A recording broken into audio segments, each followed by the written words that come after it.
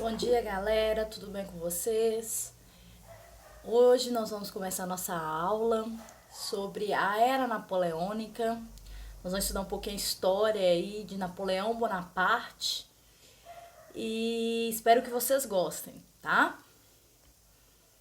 Primeiro, eu coloquei aqui para vocês um pouquinho da vivência de Napoleão, né? Napoleão Bonaparte foi um excelente militar, um grande militar, e ele ganhou muita fama pelo seu desempenho militar, tá? Nasceu em 1769, na França. Ele ingressou numa escola militar com apenas 10 anos e com 16 anos já havia sido promovido ao cargo de segundo tenente. Aos 24 anos já ocupava o posto de capitão do exército. E por seu brilhante desempenho militar, aos 27, Napoleão foi nomeado comandante do exército francês na Itália, onde obteve várias vitórias, né, novas vitórias. Com 30 anos, retornou à França e participou de um golpe de Estado, tornando-se então o primeiro cônsul da França. E com 34 anos, chegava ao cargo de imperador.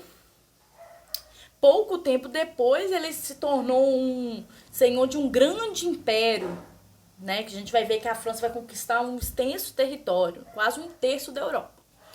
Então, como eu já disse, Napoleão Bonaparte ele vai ganhar fama e prestígio dentro da França por causa do seu desempenho militar, né? Ele vai ter uma ascensão no mundo militar muito rápida aí por causa do seu desempenho. Beleza? Eu costumo chamar ele de baixinho invocado. Falo de brincadeira, porque existe esse mito aí falando da altura de Napoleão, outros falam que não tem nada disso, que ele estava na altura da época, mas aí a professora de história que chama ele de baixinho invocado. E nós vamos ver por quê. O governo de Napoleão ele vai durar 15 anos. E a gente pode dividir o governo dele em duas fases. A época que ele vai governar como cônsul, que é o consulado, e o império de Napoleão Bonaparte, tá bom? Primeiro a gente vai falar de consulado, de 1799 a 1804.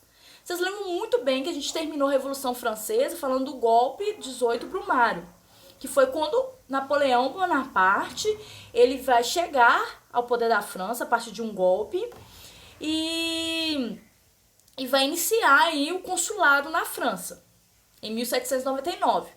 É o fim, então, da Revolução Francesa.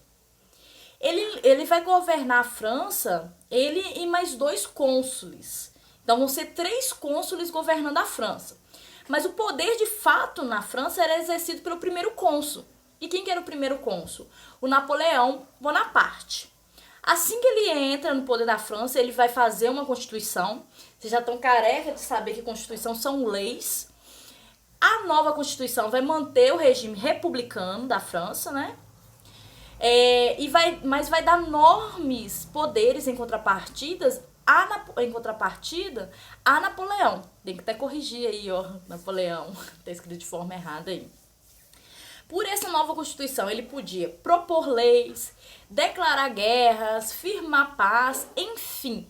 Mesmo ele sendo um cônsul, né, e governando com mais 2, ele era o primeiro cônsul e tinha amplos poderes a partir da Constituição que foi feita aí no início do governo do consulado. Valendo desse poder, desse grande poder que Napoleão tinha, ele vai mandar prender adversários, vai instituir uma severa censura à imprensa. O que seria isso? Ele vai censurar a imprensa, ele vai deixar a imprensa só mostrar coisas boas do seu governo, vamos dizer isso, né? E vai censurar tudo aquilo que ele não concordasse, não vai deixar chegar aos cidadãos tudo aquilo que ele não fosse a favor. Isso aí é muito sério, né? Os jornais só publicavam o que o governo permitia e eram obrigados a fazer propaganda dos atos do primeiro cônsul, né? Então parece quando a imprensa só mostra que tá acontecendo coisas boas, né? E a população, então, fica só sabendo de coisas boas do governo. Esse é o problema da censura à imprensa, né? E Napoleão, ele vai fazer... A gente vai ver as mudanças aí no governo dele. Ele vai fazer várias construções na França, reformar várias coisas.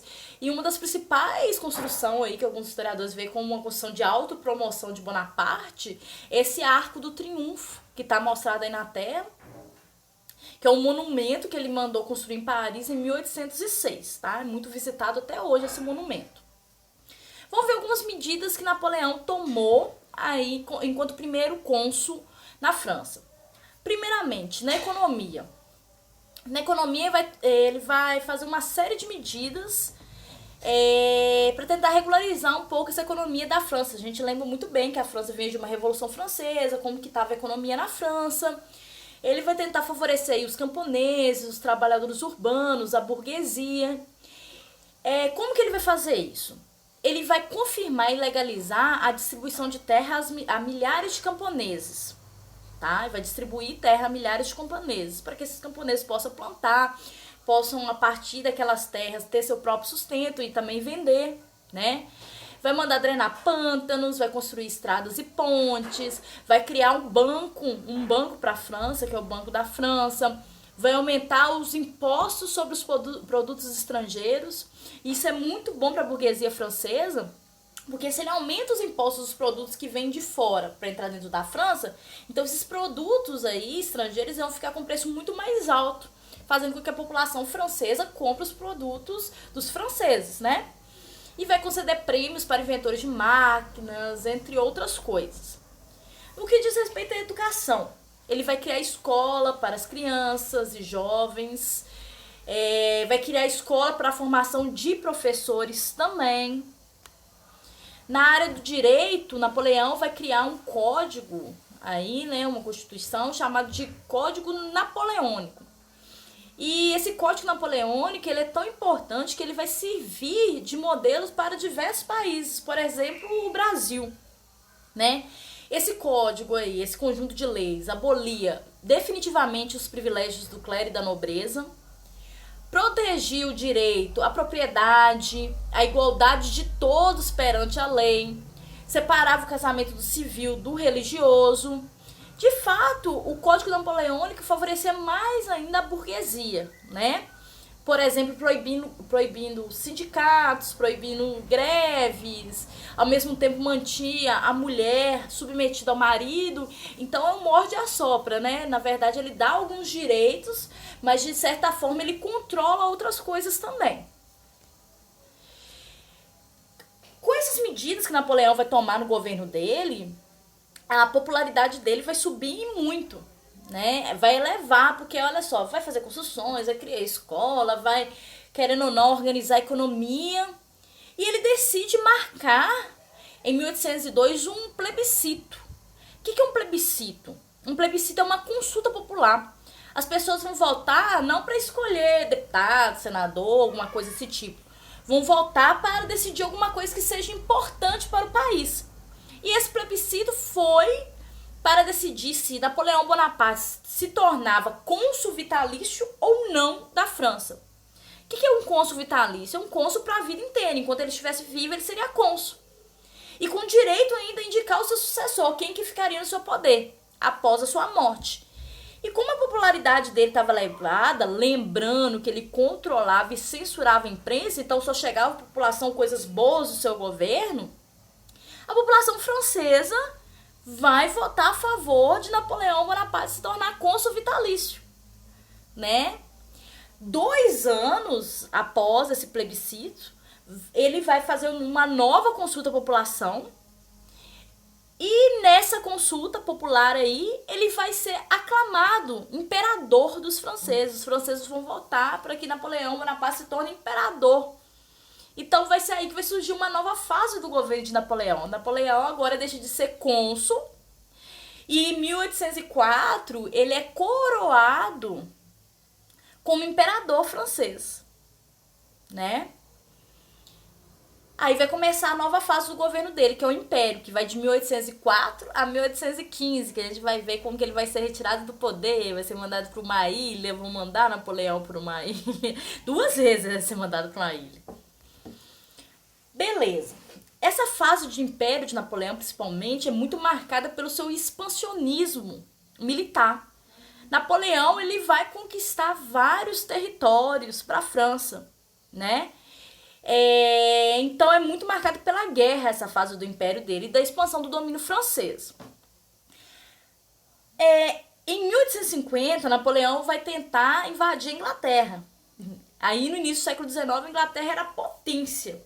E até a própria Inglaterra, vendo a França crescer dessa forma aí também, a França passou até a fazer concorrência à Inglaterra, com seu comércio, entre outras coisas. E Napoleão vai tentar conquistar a Inglaterra, mas a Inglaterra, né? E Napoleão vai perder. Antes disso, Napoleão já tinha conquistado outros territórios, mas Napoleão vai perder, não vai conseguir invadir a Inglaterra. É importante a gente lembrar que a Inglaterra aí, né, ela é como se fosse uma ilha, ela é toda cercada pelo oceano ali, e a marinha inglesa é extremamente forte e conseguiu ganhar de Napoleão Bonaparte numa batalha chamada Batalha de Trafalgar, né? Em compensação, por terra, Napoleão Bonaparte ele tinha conseguido vencer vários inimigos muito bem armados, né? E em menos de 2 anos, a conta de 1805, Napoleão vai derrotar a Áustria, Rússia, Prússia, que havia se aliado à Inglaterra. Realmente, ele vai conquistar vários territórios, não vai conseguir conquistar a Inglaterra, mas vai conseguir conquistar outros territórios. O que Napoleão vai fazer como estratégia para conquistar a Inglaterra, de certa forma? Como ele não conseguiu conquistar a Inglaterra aí por meio da guerra, ele vai decretar uma lei, um documento chamado Bloqueio Continental. A intenção era prejudicar a economia da Inglaterra, já que não tinha conseguido ganhar dela aí pela guerra. O que é esse bloqueio continental? Napoleão ele vai proibir os países europeus de comerciar com a Inglaterra ou de receber navios ingleses em seus portos. Bonaparte pretendia arruinar a economia da Inglaterra e em seguida conquistá-la. Inicialmente o plano parecia ter dado certo, mas logo se soube que os produtos ingleses continuavam entrando na Europa por diversos pontos, inclusive pela nossa metrópole, Portugal. Como depois Bonaparte descobriu que Portugal estava mantendo relações aí de comércio com a Inglaterra, Bonaparte ele vai decidir invadir Portugal. Aí que entra a nossa história do Brasil, que a gente vai estudar isso, né?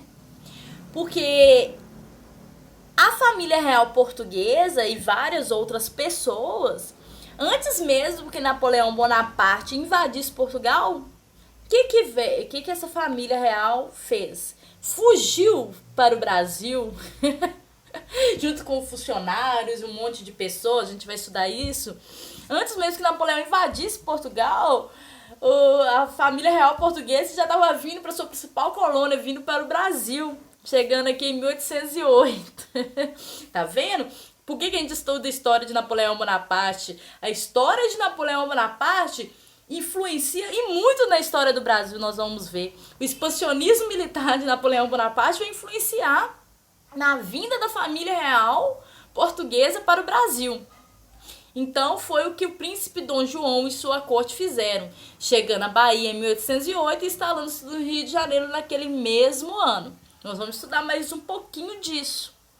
Mas como eu já disse, Napoleão Bonaparte já tinha invadido outros territórios. Por exemplo, a Espanha. A Espanha tentava expulsar as forças napoleônicas de seu território, que na época era governado pelo irmão de Napoleão, que é o José Bonaparte. Apesar da resistência dos povos dominados, é importante dizer, Napoleão invadiu vários territórios e não significa que esses territórios aceitaram, gente, Napoleão tá invadindo, que coisa boa. Não, eles vão fazer resistência, vão tentar expulsar, vão entrar em guerra, né? Mesmo assim, durante um tempo, Napoleão conseguiu conquistar vários territórios, né? Teve várias vitórias e por volta de 1812 o Império Napoleônico atingiu sua máxima extensão, quase 1/3 da Europa. Por isso que eu falo que o baixinho é baixinho invocado. Mas nós vamos ver que durante um tempo ele vai conseguir manter isso daí, e depois vai perder tudo isso que foi conquistado. Dentro da França, vai ter reações a esse expansionismo de Napoleão. Por quê? Para conquistar esses territórios, tinha que se fazer guerras, que é as guerras napoleônicas. Para isso, vários franceses, milhares de franceses, vão morrer nessas guerras, né? Então vai começar a ter essas insatisfações aí dentro da França mesmo, né? Essa insatisfação com as guerras napoleônicas, né? Fora a censura que eu já disse para vocês que ele fazia, e fora tudo aquilo, as obras que eles faziam para se autopromover. Acho que os franceses já estavam pensando assim, nossa, esse cara aí só quer se autopromover, tá matando nosso familiar em guerra, tá conquistando território, esse negócio não tá bem. Diziam que ele estava sufocando aquele ideal de liberdade lá da Revolução Francesa. Fora da França nem se fala, né? Os povos dominados, eles reagiam aos conquistadores. Por exemplo, na Espanha, a reação popular ela foi tão intensa que Bonaparte foi obrigado a ceder o trono ocupado por José Bonaparte, que foi ocupado durante um tempo, para a família real espanhola que voltou ao poder. O bloqueio continental não vai surtir o efeito esperado por Napoleão Bonaparte. A Inglaterra era a potência industrial e econômica da época. Vários países compravam na Inglaterra. Os ingleses vão continuar a vender seus produtos industrializados na Europa e na América. Algumas nações que eram agrárias, por exemplo, a Rússia, vinha tendo prejuízos enormes por não poder vender seus estoques de trigo e madeira para os ingleses, como fazia antes. E o que a Rússia vai fazer? Assim como Portugal, em 1810 a Rússia vai voltar a negociar com a Inglaterra. Bonaparte não ia aceitar isso, né, gente? A Bonaparte vai aceitar a Rússia fazer comércio com a Inglaterra, descumprir o bloqueio continental? Claro que não. O que Bonaparte vai fazer? Vai invadir a Rússia, assim como invadiu Portugal. Em 1812, Napoleão Bonaparte vai invadir a Rússia. Inicialmente, os generais franceses vão conseguir invadir aquele território da Rússia, que a gente sabe que não é nada pequeno, né? O que os russos fizeram? É uma tática chamada de tática de terra arrasada, que foi utilizada depois da Segunda Guerra Mundial e deu certo do mesmo jeito. Entrar em conflito contra a Rússia não é nada fácil, viu, gente? O que é essa tática de terra arrasada? Conforme o czar russo, a população russa ficou sabendo que Napoleão Bonaparte invadiu o território dele, o que eles fizeram? Eles foram saindo das fronteiras, pegaram suas roupas, mochilinho, família, menino, mamãe, papai, foram entrando para dentro do território da Rússia, né? E destruíam tudo que pudesse servir aos soldados de Napoleão Bonaparte. Colocaram fogo em plantações, quebraram casas, hospitais e foram batendo em retirada. Enquanto isso, o exército francês aí, de Napoleão Bonaparte foi entrando no território. Igual eu disse, conforme eles iam se retirando, eles destruíam as lavouras e tudo aquilo que pudesse ser útil aos invasores. O czar russo, que era o Alexandre I, sabia que era uma questão de tempo, que dali um mês chegaria o inverno, que forçaria os franceses a bater em retirada. Ou seja, é o general francês agora lutando contra o general inverno. Imagina o inverno na Rússia, imagina o tamanho do território da Rússia. E foi o que aconteceu. Os franceses iniciaram um longo caminho de volta, né? Sob a temperaturas de muitos graus abaixo de zero, muitos soldados morriam, né? Muitos soldados morreram congelados. Foi assim, morte em massa, né? Era o general inverno vencendo o general francês, né? Tática de terra arrasada. Deu super certo. Parecia que o mito da invencibilidade napoleônica havia sido quebrado, Inglaterra ganhou, Rússia ganhou mais uma vez, mais gente morrendo, Napoleão volta pra França, tem que avisar pra família dos franceses, ó, morreu o pai seus aí, sabe aquele filho que você gostava muito, morreu congelado lá na Rússia também. Pois é. A derrota de Napoleão na Rússia vai encorajar alguns países adversários da França a se unirem. Inglaterra, Áustria, Prússia e Rússia, principalmente, vão se unir e formar um gigantesco exército para lutar contra Napoleão Bonaparte. E vai invadir a França, esse exército, e vai conseguir ganhar, né? Em 1814, né? Esse exército vai ganhar da França e vai ocupar Paris. O que vai ser feito com Napoleão Bonaparte? Napoleão Bonaparte ele vai ser enviado para uma ilha, para a ilha de Elba, no mar Mediterrâneo, com 1000 soldados sob suas ordens. O trono francês vai ser ocupado por Luís XVIII. Irmão daquele Luís XVI, sabe aqueles que eles cortaram a cabeça dele lá na Revolução Francesa? Pois é. Napoleão vai ser retirado do poder e o poder vai faltar para a família de Luís XVI, agora com seu irmão Luís XVIII. Luís XVIII vai começar a governar a França. Já falo que os franceses também não vão ficar satisfeitos com Luís XVIII, porque o cara era meio assim, absolutista. Os franceses não queriam absolutismo, vocês estão lembrados? Acabamos com o absolutismo na Revolução Francesa. No início de 1815, Napoleão vai fugir de Elba, da ilha de Elba. Ele e mais 800 homens vão fugir, vão voltar lá, vai desembarcar na França. E vai ser recebido como um herói por vários franceses lá, que já estavam assim, de saco cheio de Luís XVIII, absolutismo, esse trem não combina com a gente não.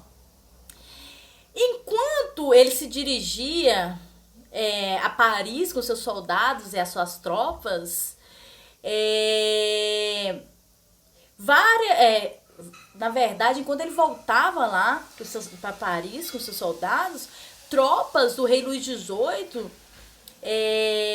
que o rei Luís XVIII tinha enviado para prender Napoleão Bonaparte, essas tropas vão se unir a Napoleão Bonaparte.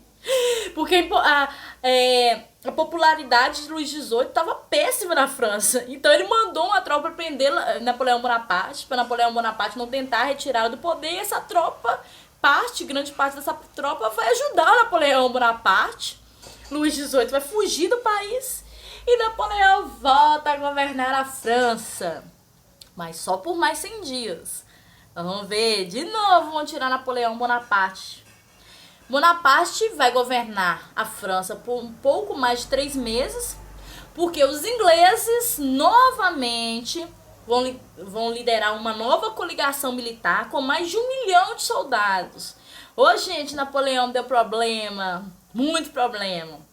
Vão conseguir derrotar definitivamente Napoleão Bonaparte na Batalha de Waterloo em 1815. Novamente, Napoleão vai ser preso pelos seus inimigos e vai ser mandada para uma outra ilha. Que ilha? A ilha de Santa Helena. Aí Napoleão Bonaparte vai morrer nessa ilha. Vai acabar a era napoleônica. Aí existem vários mitos que Napoleão Bonaparte... Como assim? Ele morreu? Gente, Napoleão Bonaparte morreu mesmo? Será que ele não tá vivo até hoje? Diz que acharam arsênio no corpo dele, que ele poderia estar tratando de tuberculose. Ou foi envenenado, sei lá. Mas ele morreu. Ele morreu na ilha de Santa Helena em 1821. E após a morte de Napoleão, o que vai ser feito com a França? Ele vai invadir vários territórios. A França estava toda repartida. França não, a Europa estava toda repartida. Então vai ter que ser decidido o que vai fazer aí com essa Europa pós Napoleão Bonaparte ter sido mandado para a ilha de Santa Helena. As nações vencedoras, Inglaterra, Áustria, Prússia, Rússia, elas vão reunir com a França num congresso, chamado Congresso de Viena. Esse congresso, entre 1814 e 1811, vai ter várias reuniões, né, para decidir os rumos da Europa. Ali reunidos durante esse tempo, acho que tem um erro aí na data que eu vou corrigir, né, entre 1814 e eu acho que é 1815, tá 1811, mas não, eu corrijo e passo para vocês. Mas para decidir os rumos da Europa, e eles decidiram o seguinte, depois dessas reuniões aí do Congresso de Viena. Dois princípios. Primeiro, o princípio da legitimidade. Dizia ser legítima a volta ao poder das famílias que reinavam antes de 1789. Vamos pensar, Napoleão invadiu a Espanha, não é isso? Então, o que foi decidido no Congresso de Viena? Quem estava no poder antes da invasão de Napoleão que deveria voltar ao poder. Isso que é o princípio da legitimidade, tá? Decidiu também uma política e um princípio de política de equilíbrio europeu. Em que se baseia isso? Defendia um certo equilíbrio entre as grandes potências, para que nenhuma potência fizesse o que a França fez, chegasse, invadisse vários territórios, virasse uma grande potência, igual aconteceu. Essa história não deu nada certo, né? Dizendo ser necessário esse equilíbrio para evitar a opressão de uma potência sobre a outra, né? A Inglaterra, a Áustria, a Prússia e a Rússia, elas vão realizar uma nova divisão do mapa europeu, mas os monarcas absolutistas europeus sabiam que seria difícil restaurar a antiga ordem por meios pacíficos, né? Porque esses ideais de liberdade aí, desde o iluminismo, que já estava circulando ali na Europa, às vezes impedisse que essas monarquias se restabelecessem da mesma forma que era antes. Por isso eles vão criar uma aliança, chamada de Santa Aliança, que é uma organização militarizada de defesa mútua, ou seja, um país ajudando o outro. E essa defesa aí, ó, criada e liderada por Prússia, Áustria e Rússia. Essa aliança e os países participantes dessa aliança julgavam ter o direito de intervir militarmente em todo ou qualquer país onde estivesse ocorrendo movimentos liberais, ou com o objetivo de independência, ou com o objetivo de cortar a cabeça do rei. Isso explica porque a Santa Aliança tentou impedir, pela força, que a gente vai estudar depois, a independência das colônias espanholas na América. Tá? Uma aliança militar para tentar intervir, assim como eles fizeram na França, em qualquer país que tivesse ocorrido movimentos liberais. Tá bom? A Santa Aliança. Aí tem uma frase de Napoleão Bonaparte, que eu quis colocar assim, só para ficar um pouco diferente a aulinha. A vitória não pertence aos mais fortes, mas sim aos que a perseguem por mais tempo. Ou seja, quem persegue a vitória por mais tempo. Napoleão Bonaparte, né? Querendo ou não, foi um cara que entrou para a história aí. E frase de Aline Albergaria. Tem que colocar Albergaria com letra maiúscula aí, ó. Minha irmã fez a correção e esqueceu de colocar. Estudem porque tem prova semana que vem. Essa é a grande mensagem do dia de hoje. Estudem. Resistam, tá? Um beijo pra vocês aí. Fiquem em casa e fiquem com Deus.